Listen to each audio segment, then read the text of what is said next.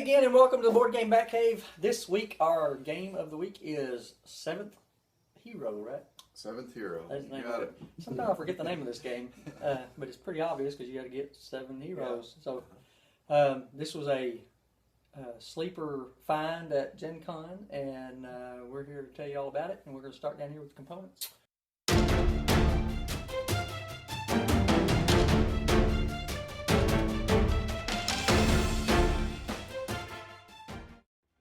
Components, it's cards only, right? Unless I forgot some components. Mm-hmm. They're good card stock.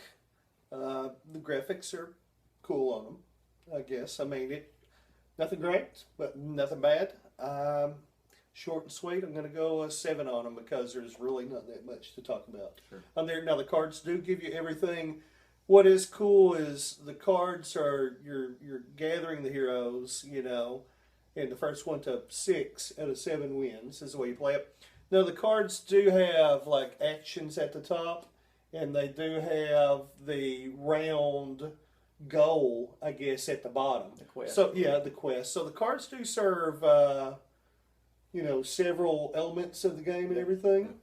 So they got everything you need on there, and I guess that is actually pretty cool. You know what? I'm going to give it 7.5 because just for cards, just for cards only, they give you everything you need in the game, and each of the cards does like 3 or 4 different, it's got 3 or 4 different elements on there. Mm-hmm. So they really don't need anything else. Right. So yeah, 7.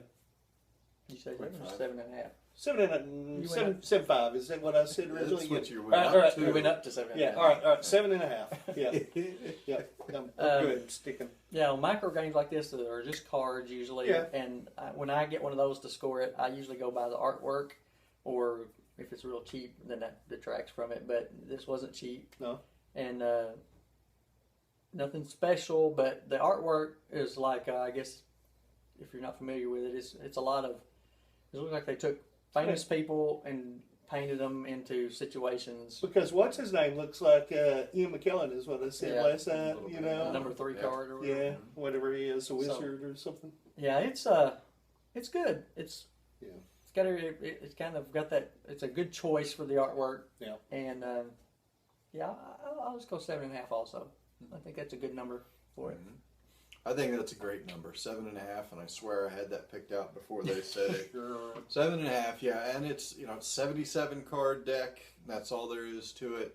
But maybe we'll talk about this in another category a little more. But like Jared said, for just being cards, it has everything you need on there. It does about 3 or 4 different functions on that card, but it's real clear as to what's what. And the artwork, to me, actually, it kind of reminded me of the old Clash of the Titans kind of a look, sort of. Yeah. So it works fine, but I think a 7.5 is perfect for it. You know what? I'm going to raise my score to 7.5. Did you? Oh, you went 7 originally? No. The theme.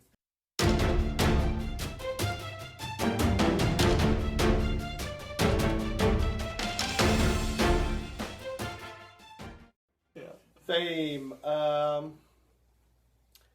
don't think I can score this as high on the theme because, I think they just, that fantasy element of it or whatever, or been heroes, they could have done, I'm not saying they did bad with it, or they could have done better with it or whatever, but it could have been anything, really. They could have gone a different way with it. So the theme didn't just, I didn't think, wow, this game is cool, but then it being fantasy or whatever, that really added something to it. Could have been something else, and I wouldn't have been affected one way or another. The 7 Dwarfs. Yeah, that probably would have affected my score. Yeah. Well, I think they chose that because, the word of the day is safe. They know that the fantasy theme is going to get more people to buy the card game than maybe cops and robbers or snakes on a plane or whatever. Yeah, I gotcha. It was an okay theme. Mm-hmm. Nothing good about it, nothing bad about it. So once again, and I'm going to score it a little bit higher than I have in stuff lately. I'm going to go 7 on it. The theme worked for the game. It fit well and everything, but nothing special. And I don't think it made the game or anything. So 7. I'm like I said, it's safe. Nothing wrong with it. Yep. Nothing great about it.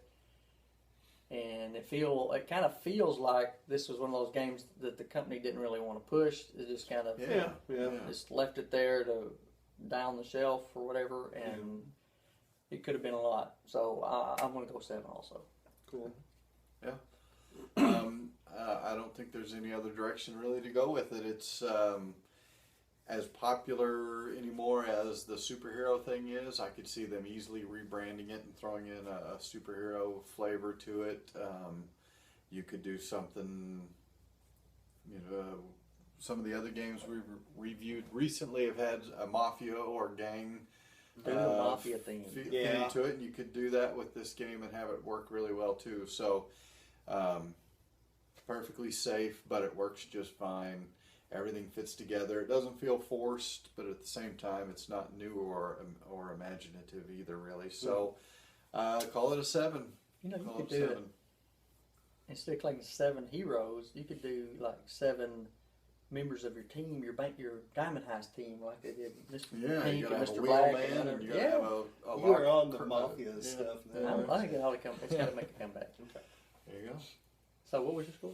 A 7. 7. Also, 7. Nothing wrong with it, but also nothing that's going to just be real memorable or stick with you. Okay. So that leads us straight into gameplay.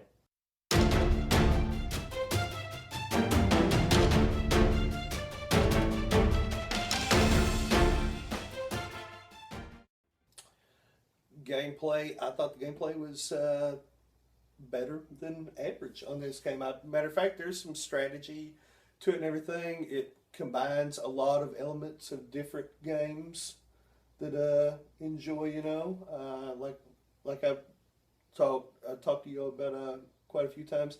It's got an element of love letter where your cards, each individual card is doing a specific thing. It's got a power or an action or whatever, But then you've got the element of swapping cards, and you can do other stuff whenever those cards are going around to try to figure out what's going on, and then know if you need to add it to your collection or not. So the gameplay, like I said, everything is on the cards there and everything. It was there's some strategy to it, not deep strategy, but it's a fun game to play, and I enjoyed playing it when we did and everything. I didn't think there was anything special there. It seems like to me like they took like 3 or 4 elements from different games and combined them, and they worked well. In my opinion, really nothing felt weird or forced or anything. Yeah. Pretty smooth game, and it's cool. So, but nothing great. I'm gonna go 7.5 on the gameplay. The gameplay, I didn't understand it at first when we started playing it because I couldn't get out of my head that these cards in my hand were mine. When actually the cards in your hand are what's going out into the world. Yeah. So I kept wanting to use these powers in front of me, and it threw me for a loop for the first time. It could have been other reasons why I was thrown for a loop. But once I figured it out and figured out, oh, I see, then it was actually very clever. So I'm going to give it an 8. But I think that was probably the best part of the game is the gameplay, and that would keep me coming back. That's something I noticed too whenever I played it last night. It took me a while.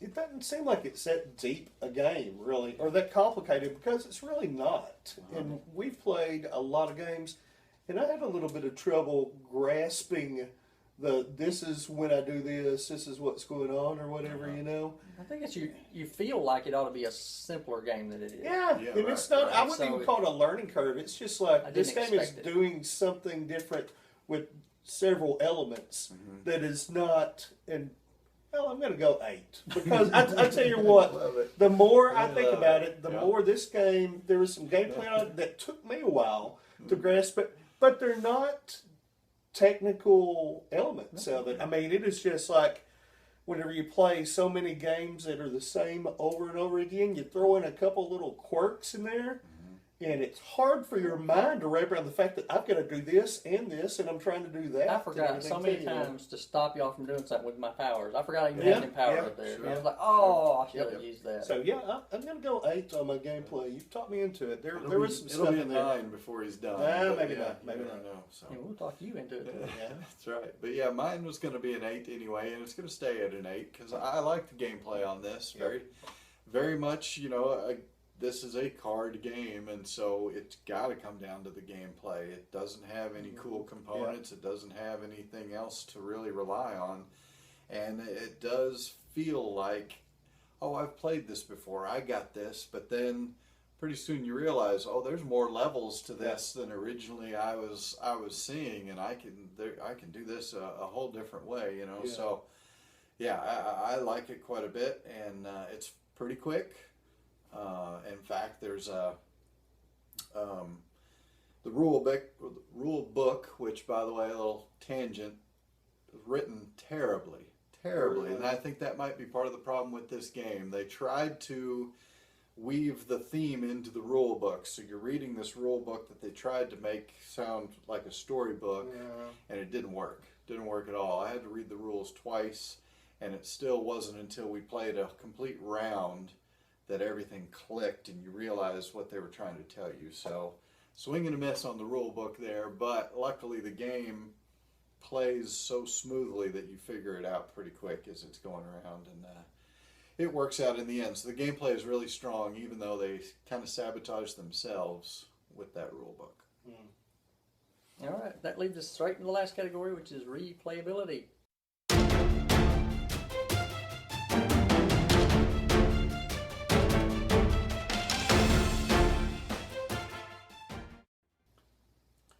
I would play this game again, probably quite a few times. Not that I'm going to want to play a large amount, Yeah, but I would say this got another 5 or 6 times in it for me, and I think that's pretty much your expectancy of a game, that y'all have said before in the past. If you play a game 7, 8, 9 times or something, you get your money out of it, and it's all about the enjoyment of it.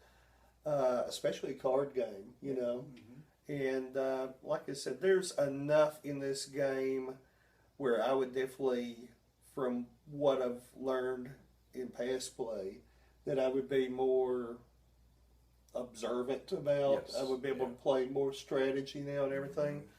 In the long run, it's not going to be a game I'm going to want to play a dozen times. So, but I'm going to give it a little bit higher than average. I'm going to go replayability. I'm going to go like 7.5 on it. For now, 7.5 for now. Stay tuned. 7.5 for now. Stay tuned. If they make it a mob theme, it will go higher.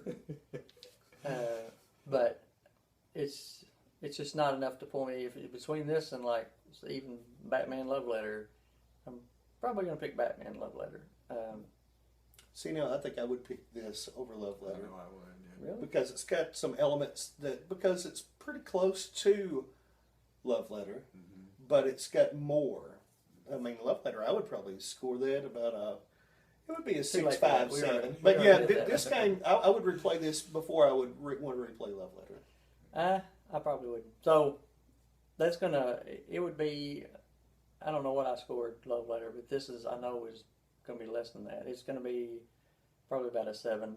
And it'd be a good game to carry with me places like with camping and different places where you don't have to tote long big boxes of games. Yeah. But 7. Cool. Yeah, this is a game where if you don't like a board game that's overly complicated with a whole bunch of pieces and pawns, and I got to move this on this track and keep up with that over here, well then now you're back to just a traditional sitting around a table deck of cards game. And so I like that because, my intro to tabletop gaming was cards, and then it got into playing the board games, and then into the RPGs and all that stuff. But so I have a soft spot for the card games, and I think there's a place for those still. So for that reason, again, mine's going to be a little higher than theirs probably. I'm going to give it an 8. And I think it's a really smooth, simplistic looking card game that has some levels to it that keeps you focused throughout. You don't get bored, and I like it. So 8 for me on replayability. Cool. All right. Well, there you have it. 7-0 in a nutshell. And the score we're going to put right there over the game. And if you agree with whomever you heard, then go out and get it or don't. And we'll see you next time on the Board Game Batcave. See ya.